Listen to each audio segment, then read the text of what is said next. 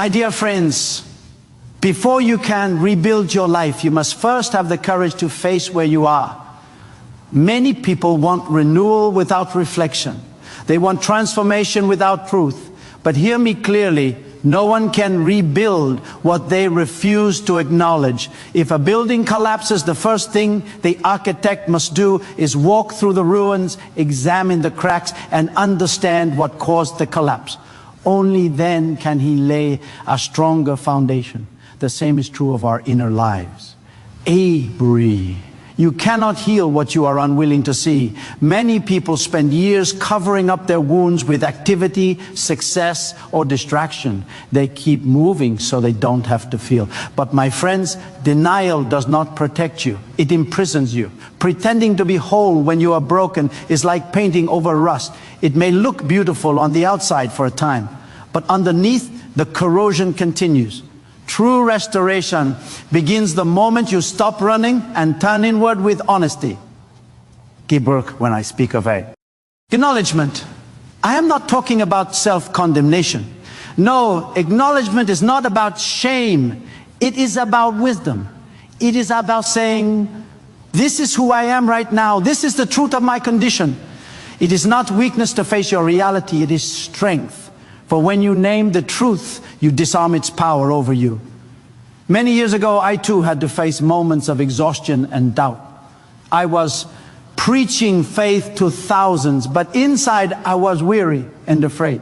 And one night, in quiet prayer, I heard the gentle voice of the Holy Spirit say, David, stop pretending to be strong. Be honest with me. In that moment of surrender, peace entered my heart. Not because I became perfect, but because I became real. You see, my friends, acknowledgement opens the door to divine partnership. God cannot rebuild what you keep hidden. When you come before Him with transparency, you give Him permission to reconstruct your life from the ground up. This is not only a spiritual truth, but also a psychological one. Modern psychology confirms that healing begins when awareness replaces avoidance. What is brought into the light loses its power to control you. So I ask you today, where are you standing? Are you truly living or merely surviving? Are you walking in authenticity, or are you performing for acceptance? To acknowledge where you are is not to admit defeat. It is to claim the starting point of your victory. Every great transformation begins with a moment of honesty. And when you dare to look within and say, this is my truth, you take the first step toward freedom.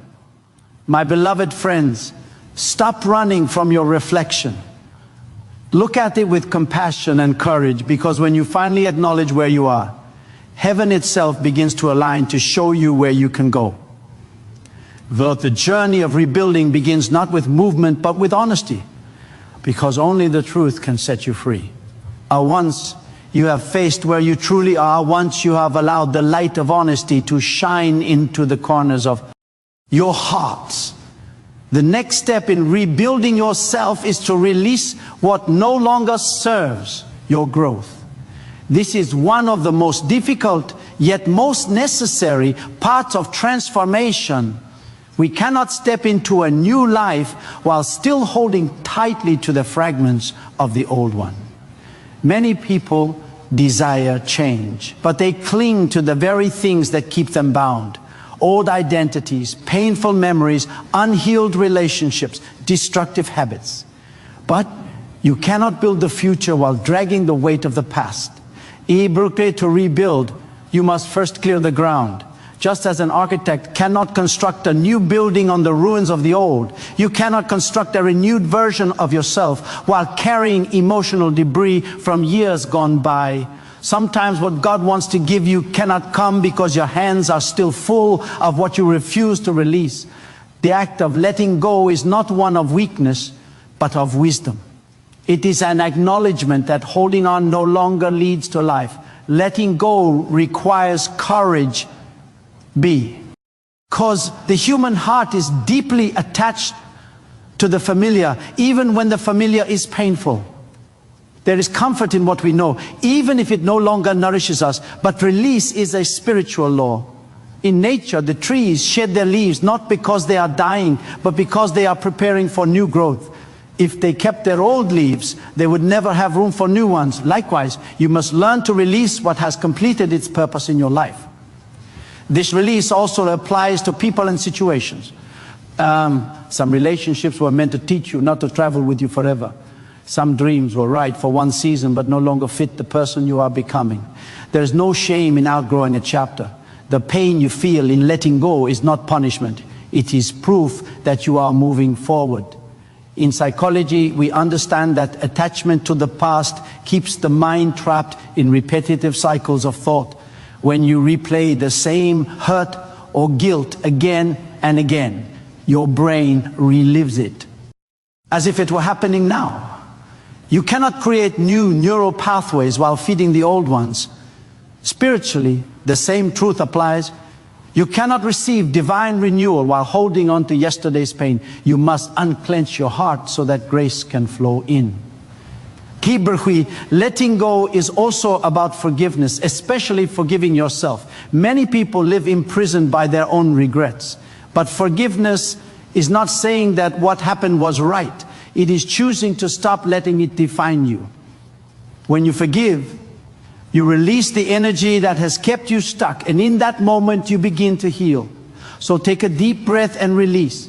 Release the hurt, the fear, the expectations, the need to control what has already passed. Because the act of release is not the end of something, it is the beginning of something greater.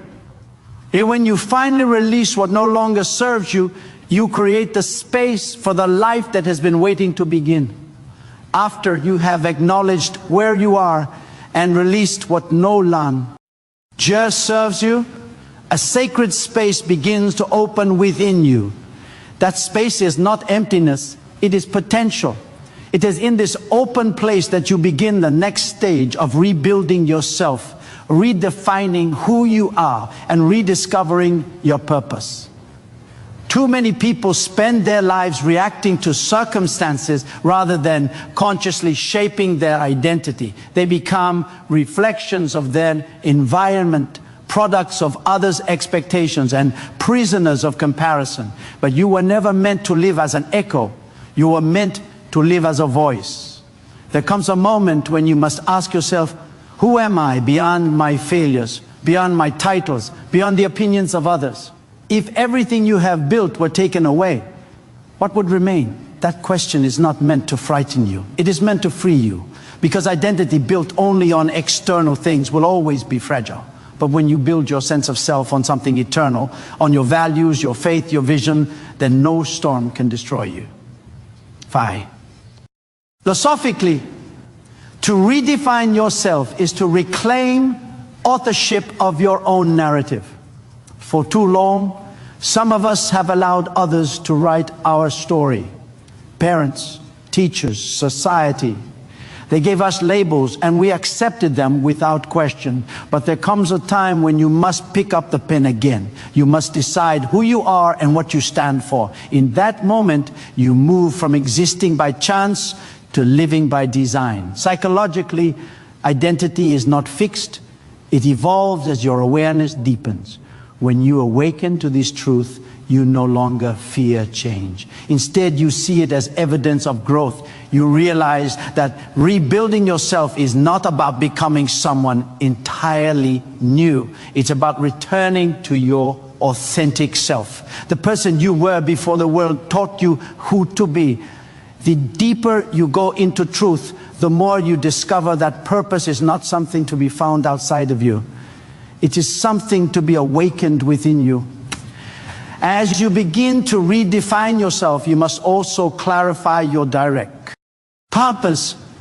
Purpose gives meaning to pain and structure to struggle. When you know your why, you can endure almost anyhow. Without vision, effort loses power, but with purpose, even suffering becomes sacred. You begin to see that every difficulty has been preparing you for something greater. So take time to ask yourself deeper questions. What am I living for? What do I want to contribute to the world? What legacy do I want to leave behind? Do not be afraid to redefine yourself, to outgrow the version of you that no longer aligns with the person you are becoming. Every season of rebuilding requires a new definition of self, a new clarity of mission. You are not rebuilding to become someone else. You are rebuilding to reveal the truest version of yourself, the one that has been buried beneath years of fear, doubt, and conformity. When you redefine who you are, you realign with why you are, and that is where true rebuilding begins. And once you have redefined who you are and rediscovered your purpose, you must take the next essential step, building discipline and consistency. Dreams are conceived in moments of inspiration, but they are built in seasons of discipline. Purpose without structure dissolves into wishful thinking. Many people desire transformation, but few are willing to submit to the quiet daily process that sustains it. Real rebuilding is not a single event, it is a rhythm. It is choosing again and again to act in alignment with your vision, even when it feels inconvenient, uncomfortable, or unseen. Discipline is the bridge between the person you are and the person you are becoming. Without it, even the greatest revelation remains an unrealized potential. People often pray for change, but change does not come through prayer alone. It comes through the decisions you repeat every day. God blesses consistency because consistency reveals commitment. The universe too seems to honor the person who continues to show up long after motivation fades. Motivation is an emotion. Discipline is a decision. Philosophically, discipline is the exercise of the will over impulse. It is the act of choosing long-term meaning over short-term comfort. Every great thinker, leader, and spiritual teacher throughout history understood this principle. They knew that transformation requires persistence, the willingness to practice the same truth until it becomes a part of your being. In a world that worships speed and instant gratification, discipline is a form of rebellion. It is saying, I will not be ruled by distraction or desire, I will be ruled by purpose. Psychologically, the mind finds safety in repetition. The habits you build become the architecture of your destiny. If you repeatedly engage in actions aligned with your vision, your brain begins to rewire itself, reinforcing that new identity. This is how transformation becomes natural. What once required effort begins to flow effortlessly because consistency has carved a new path in your consciousness. However, discipline is not about perfection. It is about direction. You will have days of weakness, days when you stumble, days when you question whether you are making progress. But what matters most is that you keep moving. A builder does not abandon the house because one wall falls. He rebuilds it stronger.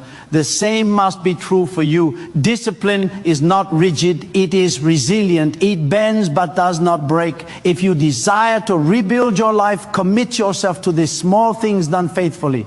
Read, pray, reflect, work diligently, protect your energy, surround yourself with order. Each small, consistent act becomes a brick in the foundation of your new life. Over time, what once felt impossible becomes inevitable because discipline transforms effort into strength and strength into stability. Do not wait for the perfect moment to begin. Begin now. What you have, where you are, the consistency of your actions will summon the resources and opportunities you need. Disciplined, the silent builder of destiny. Those who honor its rhythm will always rise, even when no one is watching. When you begin to walk in discipline and consistency, something remarkable happens. You start to encounter resistance. Every person who decides to rebuild their life will face moments of testing. Challenges arise not to destroy you, but to reveal the strength that has been developing within you. Growth is never born in comfort. The seed breaks before it sprouts, the muscle tears before it strengthens, and the spirit struggles before it matures. This is the law of transformation. Progress always demands pressure. Many people misunderstand hardship. They see it as a sign that they are off course, but in truth, it often means they are finally on the right one. The moment you decide to rise, life will confront you with the very obstacles that have kept you bound. It is not punishment, it is preparation. The discomfort you feel is the stretching of your potential. Without resistance, you would never build resilience. Psychologically, we know that the human mind grows stronger when exposed to manageable stress. Just as a bodybuilder lifts heavier weights to grow muscle, the soul grows stronger when it learns to carry heavier responsibilities without breaking. But the key is perspective. If you view every challenge as an enemy, you will fight life instead of flowing with it. Yet if you see difficulty as a teacher, every trial becomes a classroom for wisdom. Spiritually, adversity is often a divine invitation to deeper faith. In moments of struggle, you are not abandoned. You are being refined. God does not test you to watch you fail. He tests you to show you what He has already placed within you. Sometimes He allows the storm not to destroy your foundation, but to prove its strength. Remember, even a diamond is just carbon that endured pressure with patience. Philosophically, challenge is the catalyst for evolution. Humanity itself has always advanced through difficult times. Civilizations grow through crisis. Individuals too awaken through struggle. Pain, when understood, becomes a mirror reflecting both your weakness and your untapped strength. You discover that within the same heart that feels fear also resides courage, and within the same mind that feels confusion lies the capacity for wisdom. So when you find yourself in seasons of testing, don't pray merely for the challenge to disappear. Pray for the strength to endure it. You cannot grow by escaping the fire. You grow by walking through it with purpose. The key is not to seek a life without struggle, but to develop a spirit that cannot be defeated by it. Every setback, every disappointment, every delay carries a hidden message. There is more in you than you think. Grow. You are not being broken, you are being built. Every challenge that confronts you is shaping a deeper version of who you are becoming. So stand firm. Let pressure purify, not paralyze you. Allow struggle to stretch you until the limits you once feared become the foundation of your strength. The fire that tests you today is the same fire that will refine you for tomorrow's victory. Ahas! You grow through challenge and allow adversity to refine you. The next step in rebuilding yourself is to become intentional about your environment. No one rebuilds alone. Every life that flourishes does so within the right atmosphere. An atmosphere that nurtures growth, fuels faith, and strengthens purpose. You can have the clearest vision and the strongest discipline, but if you are surrounded by voices that drain your spirit or environments that suffocate your dreams, your progress will always feel like an uphill climb. The soil around you determines how deeply your roots can grow. People often underestimate the quiet power of environment. Your surroundings influence your thoughts, your emotions, and even your spiritual rhythm. Psychologically, we absorb more from our atmosphere than we realize. The conversations we hear, the habits, observe, the energy we sit in, all of it becomes part of our internal world. If you surround yourself with fear, you begin to think in fearful ways. But if you surround yourself with vision and faith, courage begins to awaken naturally. This is why your circle matters. Not everyone can go with you where you're going, and that's not rejection, it's alignment. Philosophically, life itself operates through resonance. What you are internally attracts what you dwell in externally. When you begin to rebuild yourself, you must also rebuild the environment that supports that new version of you. Seek people who challenge you to rise higher, who speak to your potential, not just your comfort. Walk with those who see beyond your current condition, who remind you of your divine design when you start to doubt it. And remember, it's not only about who surrounds you, it's also about what surrounds you. The books you read, the music you listen to, the spaces you inhabit, all of it forms the sphere. Ritual architecture of your growth. Spiritually, this principle is as old as creation itself. Even in the beginning, God placed everything in an environment suited for its nature. Fish were made for the sea, birds for the sky, seeds for the soil. When something is removed from its proper environment, it loses its ability to thrive. The same truth applies to you. If you remain in a setting that no longer aligns with your purpose, you will eventually feel drained and disconnected. Growth demands that you position yourself where life can